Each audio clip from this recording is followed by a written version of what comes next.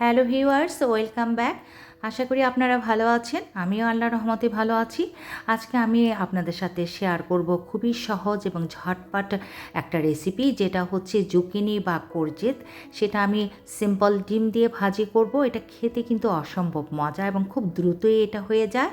আর এটাকে অনেকভাবেই করা যায়, কিন্তু আজকে আমি সাদামাটাই করব।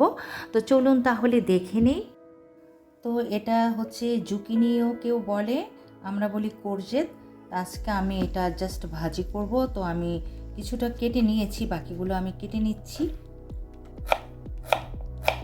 আমি বেশি পাতলা পাতলা করব না, জাস্ট এই যে এরকম এই সাইজের করে হাফ ইঞ্চি করে কেটে নিচ্ছি।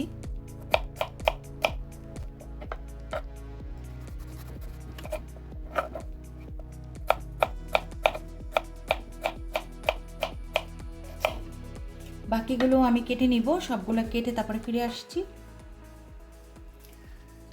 আমি এখন সব কেটে নিয়েছি, এই যে এখানে সবগুলো কোরজেত আমি কেটে নিয়েছি। এখন আমি ফ্রাই করব। তার আগে আমি দিয়ে দিচ্ছি, চুলাতে ফ্রাই প্যান বসিয়েছি, এটাতে আমি তেল দিয়ে দিচ্ছি। এই 1/4 কাপের মতো আমি তেল দিয়ে দিলাম। তেলটা গরম হয়ে গেছে, আমি এখানে একটু কালো জিরা দিয়ে দিচ্ছি। এই হাফ টি স্পুনের মতো একটু কালো জিরা দিয়ে দিলাম। সাথে দিয়ে দিচ্ছি একটা লাল মরিচ, আমি যে ছিঁড়ে দিয়ে দিচ্ছি। দিয়ে দিচ্ছি পেঁয়াজ। কালো জিরাটা একটু পটপট করে ফুটে ওঠার পরে আমি এই যে পেঁয়াজটা দিয়ে দিলাম। পেঁয়াজটা একটু লাইট ভেজে নিব, ব্রাউন করব না।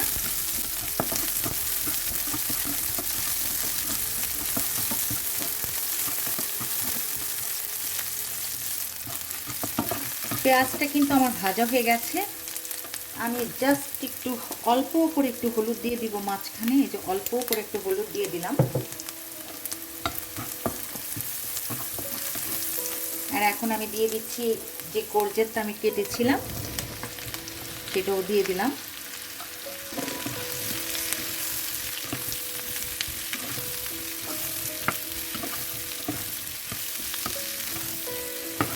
জালটা কিন্তু এখন বাড়ানোই থাকবে। আমি এখন একটু লবণ দিব,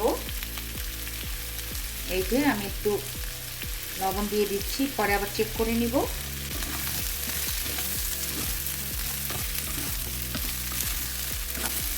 এটা একটু পানসে তরকারি, তো এটার ভিতরে পানি আছে, যার জন্য এটা দ্রুত সিদ্ধ হয়ে যায়।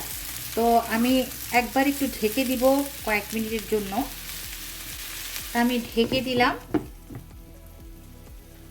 এই কিছুক্ষণ পরে আমি এটাকে আবার ঢাকনাটা তুলে আমি দেখব। তো আমি এখন ঢাকনাটা উঠিয়ে নিব। এই দেখেন পানি উঠেছে। তো এখন আমি জালটা কমিয়ে দিয়েছি, কিন্তু মাঝখানে আমি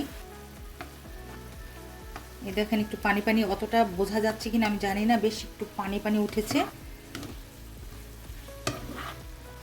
আমি একটু ভালো মতো মিলিয়ে নিচ্ছি।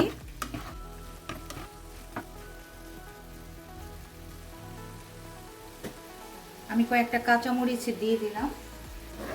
আই থিঙ্ক এটা কুমড়ারই একটা ফ্যামিলি, আমার কাছে মনে হয় অনেকটা মিষ্টি কুমড়ার মতোই লাগে। হ্যাঁ, এটার শাকগুলো, যে পাতাগুলো একদম মিষ্টি কুমড়া শাকের মতো, আর এটা খেতে কিছুটা ওরকমই লাগে। আমার মনে হয় এটা ওই প্রজাতিরই হবে, আর খুব তাড়াতাড়ি সিদ্ধ হয়ে যায়।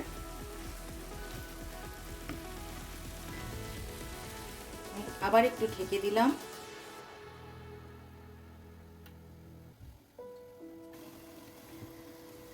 তো আমি আবার একটু ঢাকনাটা উঠিয়ে নিলাম।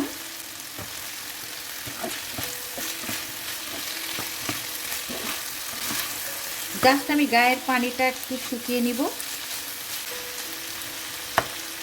প্রায় সিদ্ধ হয়ে আসছে। এখন আমি একটু এই জায়গাটা একটু ছড়িয়ে দিয়ে আমি একটা ডিম ভেঙে দিচ্ছি মাঝখানে।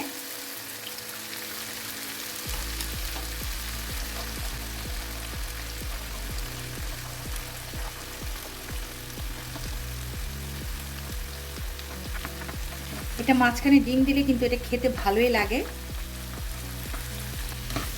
আমার ভাজিটা কিন্তু একদমই হয়ে গেছে, আমি নামিয়ে নিচ্ছি। তো তৈরি হয়ে গেল আমার মজাদার কোরজেট ভাজি। আর এটা কিন্তু খেতেই শুধু মজা না, হেলদিও বটে। তো আশা করি আপনাদের ভালো লেগেছে। যদি ভালো লেগে থাকে তাহলে সবসময়ের মতো আমার পাশে থাকবেন। আবারও চলে আসবো অন্য কোনো গল্প রেসিপি নিয়ে। সেই পর্যন্ত আপনারা অনেক অনেক ভালো থাকবেন। আল্লাহ হাফেজ।